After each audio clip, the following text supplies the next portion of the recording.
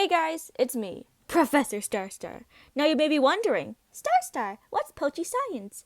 Well, it's quite simple. It's a channel here on YouTube about a scientist named Pochi who turns monsters into anime girls. And guess what? This channel actually has lore. How fun! So I'm going to ramble all about that and my opinions on it. So let's get started. Now, this whole can of worms starts with what I like to call the Roblox Doors and the Amanda the Adventurer arc. However, this arc doesn't exactly have a storyline, so I'll try my best to add one. So, at this point in the timeline, Pochi had just finished inventing this thing called the Pixie Tickle, and what it does is that it makes monsters more friendly and socially acceptable. And by socially acceptable, I mean turn them into anime girls. So, Pochi and a robot assistant, whose name I wasn't able to figure out, use a twin cat space-time penetrator, a device used to travel to different places, to go to the world of Roblox Doors and make the monsters there more socially acceptable. There, they managed to use the Pixie Tickle to turn Seek, Screech, and Figure into anime girls.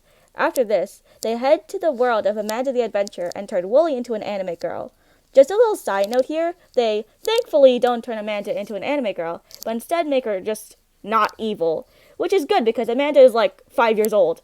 Amanda asks Pochi about the Pixie Tickle, so Pochi just gives her a bucket of this stuff for no apparent reason, which explains why they happen to have it when they turn their toy robot thing into an anime girl.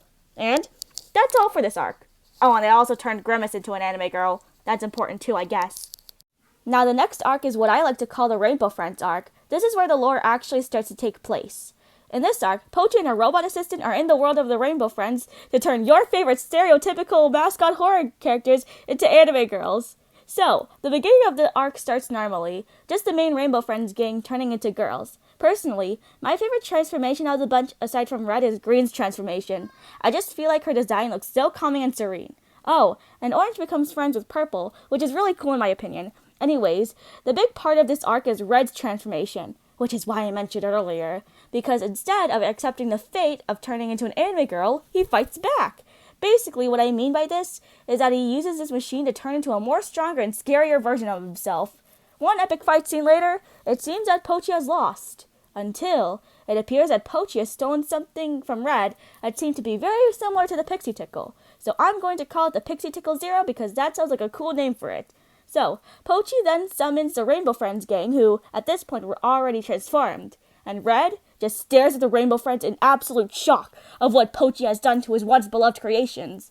Then, Pochi uses the Pixie Tickle Zero on the Rainbow Friends so that they can beat up Red. After that, Red finally transforms into an anime girl. And that wraps up the Rainbow Friends arc. Oh, they also turned the Smurf Cat into an anime girl. That's important too, I guess. Now, time for the final arc of Pochi Science. So far, which is a Digital Circus arc, aka the arc I'm most excited about talking about because out of all the universes Pochi has traveled to so far, Digital Circus is the one I know most about, so this'll be fun.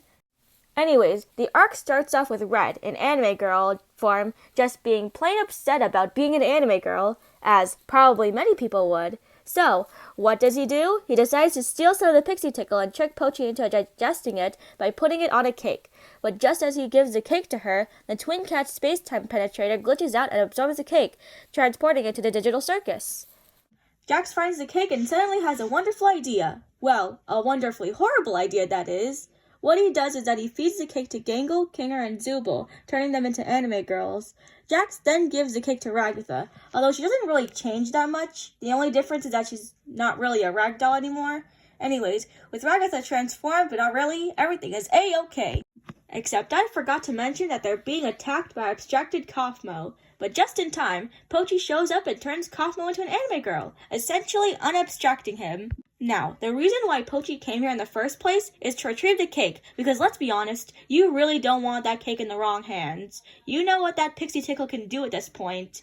Meanwhile, however, Bubble sees everything that Jax and Pochi sort of have done, and he's not happy at all. He goes and attempts to kill Pochi because apparently he sees her as a menace to Digital Circus Society, aka an intruder to the Digital Circus. Then, he sees the cake and decides to eat it, because cake is good for the soul. That causes him to turn into the very thing he swore to destroy, an anime girl. Then Kane shows up, and he's also not happy.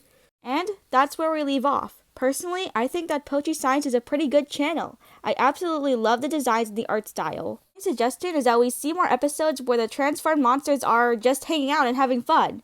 Oh, and if Pochi posts Kane's transformation 2 seconds after this video, then this video will be completely outdated and that's not good. Well darn. I'm an anime girl. Well, I guess that's all for this video. I'll see you in another one. Bye!